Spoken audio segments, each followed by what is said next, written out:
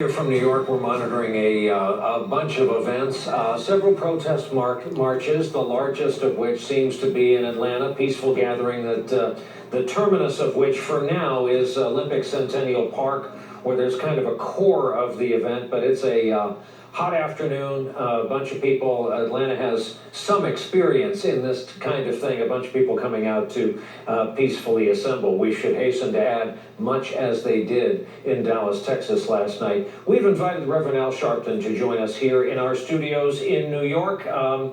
Reverend, largely because we had a conversation in this very room with Rudolph Giuliani earlier today.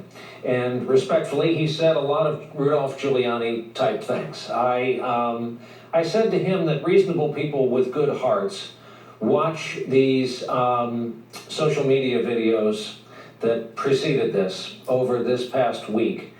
And it's absolutely heartbreaking. It's hard to get through them. And I talked about the governor of Minnesota's quote that this likely would not have happened to white motorists in the state of Minnesota. Mayor Giuliani thought that was premature, and he thought the governor may have spoken without knowing the evidence. He said a bunch of things, but I wanted to get you on record. Where does this conversation stand as of tonight? Well, I think that if you look at the data, we don't have to go by anyone's opinion, including mine. The data says that the disproportionate amount of killings happened to blacks.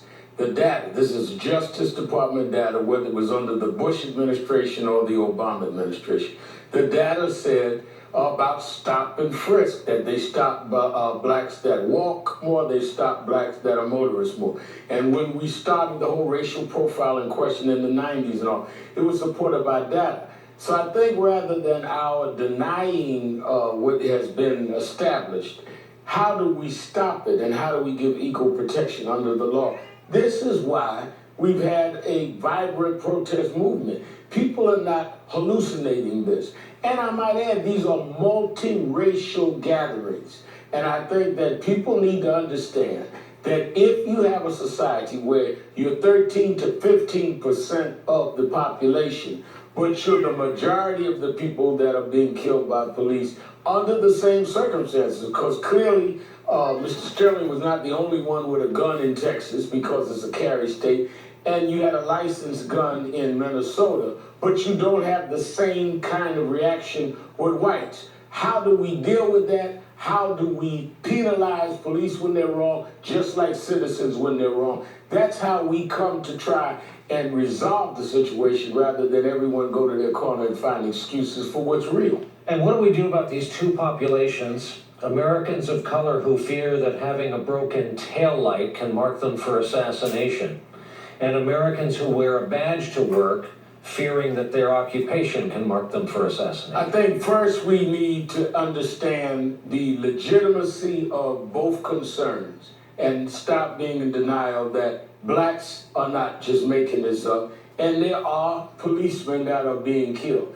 Now, once we come to saying that we're not denying each other's legitimate grievance, though they're not equal, though we shouldn't compare them, then you have a climate for discussion. And again, it comes back to equal protection under the law. If I feel I'm going to be treated differently, if I feel that I'm going to be killed and no one's going to do anything about it, or that if a policeman operates outside the law, he's not going to be penalized or punished in any way. With the hundreds of shootings, no one has really been punished over the last couple of years. I remember when we did Abner Louima's case in New York many years ago. We had to go outside the local apparatus, the federal government indicted. Those police went to jail. It was instructive in New York at that time. When people feel that it's an even playing field, it creates the atmosphere for training to change and other things. But until we feel we're at risk, you're not going to have that atmosphere. At the same time, I think that's why many of us came forward and denounced what happened in Dallas last night, because police should not feel that they're at risk and that the community's not going to stand against some horrific, despicable act of violence. That's why I'm quite sure part of you is happy to see that on a 95-degree afternoon, there's a peaceful protest going on in Atlanta, Georgia, because what happened in Dallas last night should not have stopped that. Absolutely. I talked to some of the people in Atlanta branch of Nash Network who were going because I think the determination was to show we're going to continue to protest.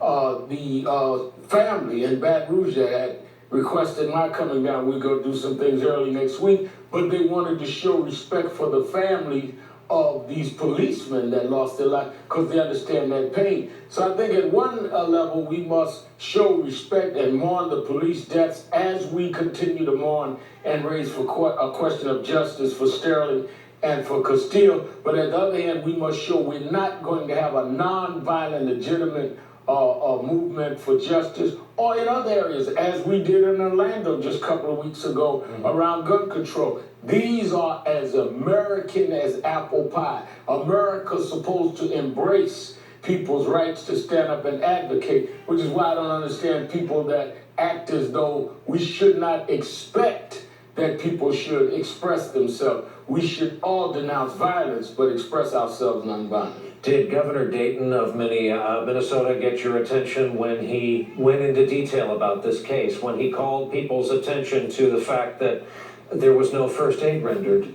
A man who was left to bleed out in the front seat, the woman with him who had the presence of mind to chronicle it on Facebook Live, cuffed, separated from the child in the back seat of the car, the other living witness to this, in addition to the police officer.